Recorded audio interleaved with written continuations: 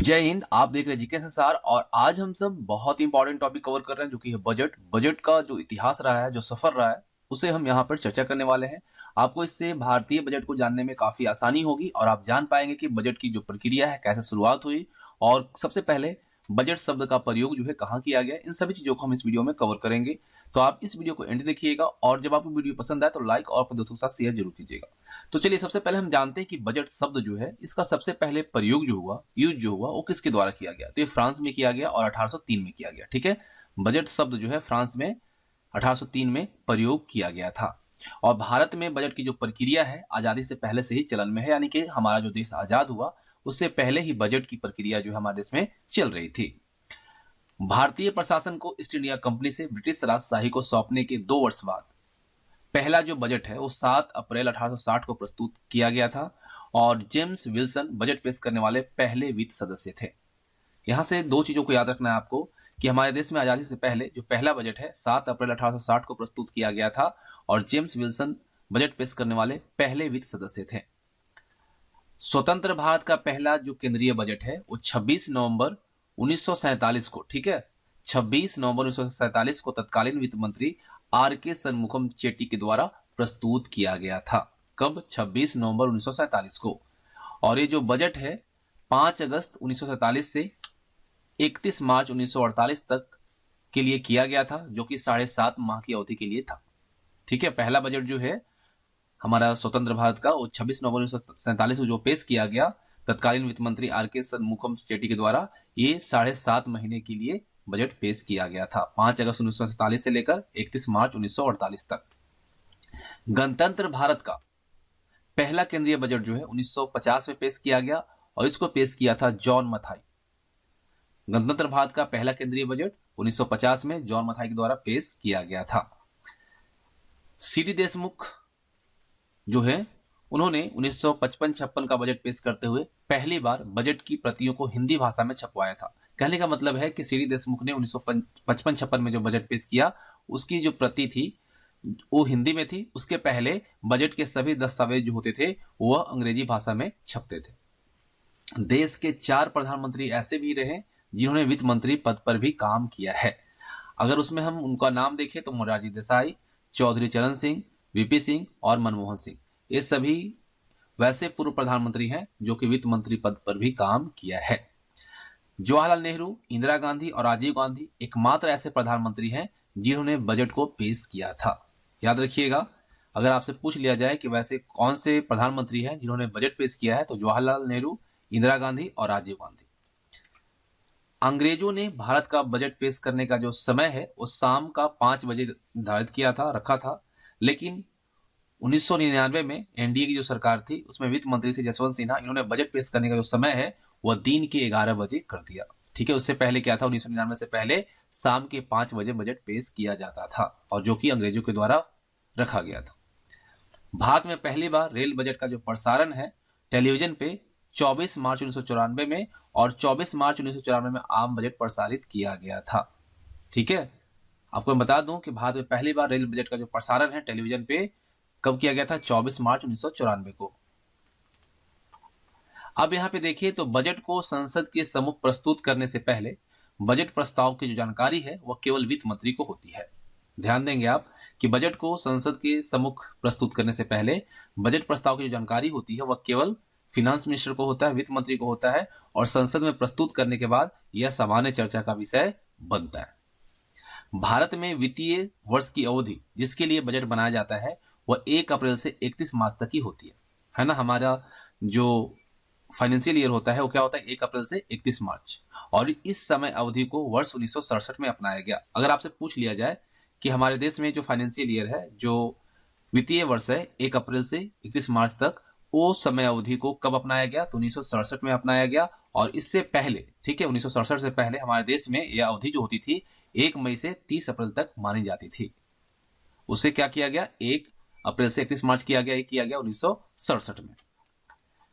भारत की तरह Japan, Iraq, UK, Ireland, south Africa, Germany, Denmark और कनाडा आदि देशों का जो वित्तीय वर्ष है वो 1 अप्रैल से 31 मार्च का होता है। ठीक है, ये सभी देश जो हैं भारत की तरह ही इनका वित्तीय वर्ष चलता है। लेकिन हमारा जो पड़ोसी देश है पाकिस्तान, नॉर्वे, स्वीडन, इटली, इन सभी देशों का जो वित्तीय वर्ष है वह 1 जुलाई से 30 जून का होता है। 1 जुलाई से लेकर 30 जून तक का होता है।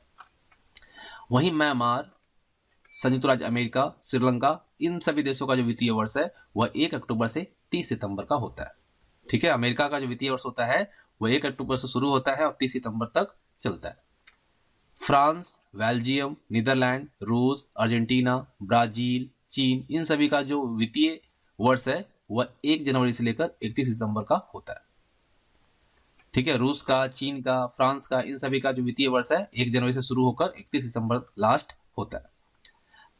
देखिए, जिस प्रकार संविधान का अनुच्छेद 112 जो है वह देश के वित्तीय बजट से संबंधित है, उसी प्रकार संविधान का अनुच्छेद 202 जो है वो राज्य सरकारों के बजट के संबंध में व्यवस्था से संबंधित है। अगर आपसे पूछ लिया जाए कि हमारा संविधान में कौन सा अनुच्छेद है जो कि वित्तीय बजट से संबंधित है, तो 112 है। लेकिन वहीं अगर पूछ लिया जाए आपको संविधान के अनुच्छेद 202 जो है, ठीक है, 202 ये किससे संबंधित है, तो राज्य सरकारों के बजट के संबंध में व्यवस्था से संबंधित है। इंदिरा गांधी 1970-71 में देश की पहली महिला वित्त मंत्री थी। याद रखिएगा, ये जो थी महिला वित्त मंत्री थी लेकिन प्रधानमंत्री भी थी।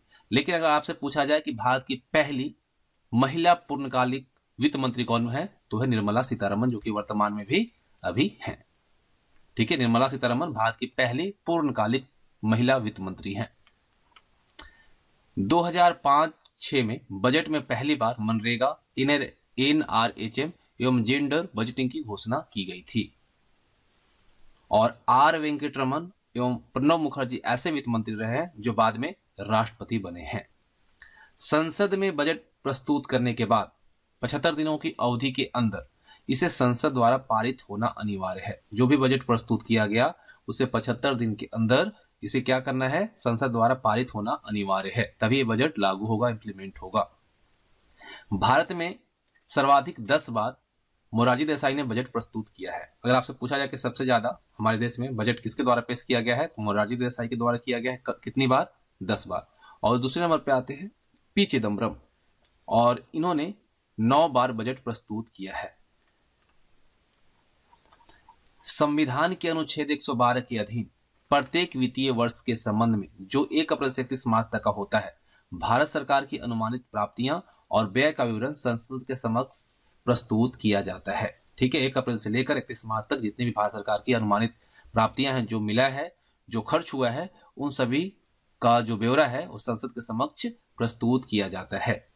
शून्य आधारित बजट के बारे में आपने जाना है, सुना भी होगा, तो आपको बता दूं कि पूर्व प्रधानमंत्री राजीव गांधी के द्वारा शून्य आधारित बजट की परंपरा जो है भारत में लाई गई और इसकी शुरुआत जो है 1987-88 से किया गया।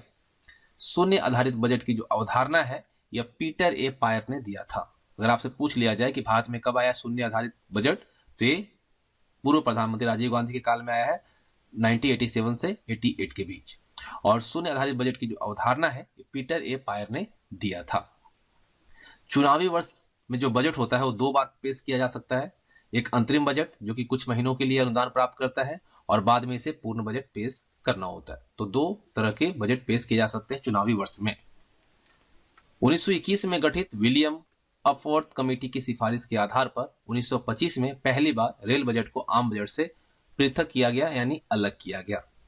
ठीक है, 1921 में क्या किया गया, जो विलियम अपवर्थ कमेटी थी उसकी अनुशंसा पे, सिफारिश पे 1925 में पहली बार रेल बजट को आम बजट से क्या किया गया, अलग किया गया। केंद्र सरकार का मुख्य बजट जो है वार्षिक वित्तीय विवरण नामक शीर्षक से प्रस्तुत किया जाता है। जो केंद्र सरकार का मुख्य बजट होता है वो वार्षिक वित्तीय विवरण नामक शीर्षक के साथ प्रस्तुत किया जाता है। भारत की परिसंघीय व्यवस्था के तहत केंद्र सरकार एक बजट बनाती है और इसके अतिरिक्त प्रत्येक राज्य सरकार अपने अलग बजट बनाते हैं। ठीक है, अब देखिए संघीय बजट जो होता है वो 2 बजट प्रस्तुत किए जाते थे। पहले एक सामान्य बजट होता था, दूसरा रेल बजट होता था। लेकिन 17-18 में रेल बजट को आम बजट से क्या किया गया, मर्ज कर दिया गया, मिला दिया गया, और अब एक ही बजट पेश किया जाता है। लेकिन इससे पहले क्या था, 2 बजट प्रस्तुत किए जाते थे।